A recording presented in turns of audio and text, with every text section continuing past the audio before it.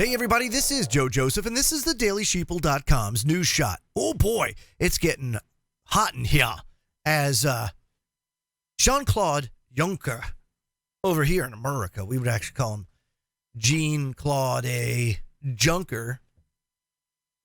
But he went out. Of course, if you don't know who he is, he's the European Union chief or the head of the European Union.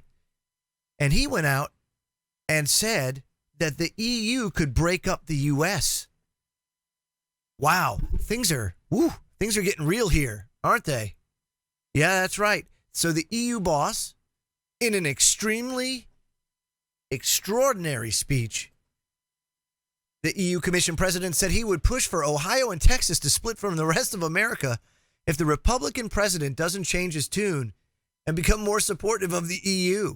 So he's coming out and saying, look, if you don't support globalism, if you don't support the merging of these countries, because you see, that's how it starts. It started with the European Union. Then you saw the African Union kind of come into play, the Asian Union, North American Union. You can see what's going on here. And then and all of this was a result of these economies amassing so much debt and having so much to pay out in social services, because, socialism costs a lot of money, that they merged together. Much like sometimes you'll see corporations merge together to be able to weather the storm during, say, an economic downturn. Well, the same thing happened over in the EU. That's why there was talk of the North American Union, the Mexico, Canada, the United States, because that will solve all our problems, right? And then, of course, after all those come together, they'll say, well, we've taken it this far, then why not just take it to its logical conclusion, which would be a one world government or something along the lines. They may call it United Nations. They may call it something totally different, United Earth Government. Who knows what it could be? I have no idea.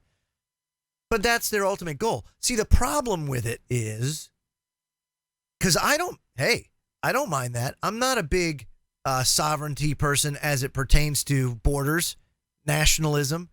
I served my country for 6 years, and I did so thinking I was doing it for certain reasons. Come to find out that wasn't the case. And it's all because, imperialism, pushing our will on others.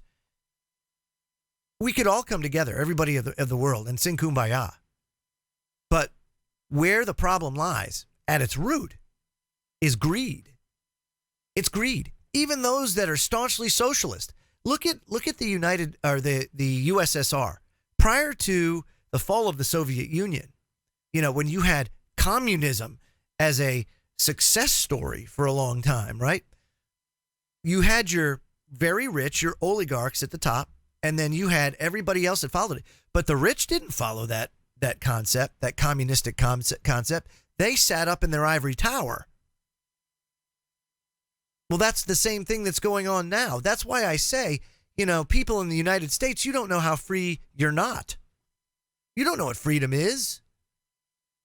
If you compare Soviet Russia, the Soviet Union, to what we have here in the United States today, you'll find many similarities, but even more so than that, you'll find out that in the USSR, there were some aspects of it where you were more free than you are here in the United States.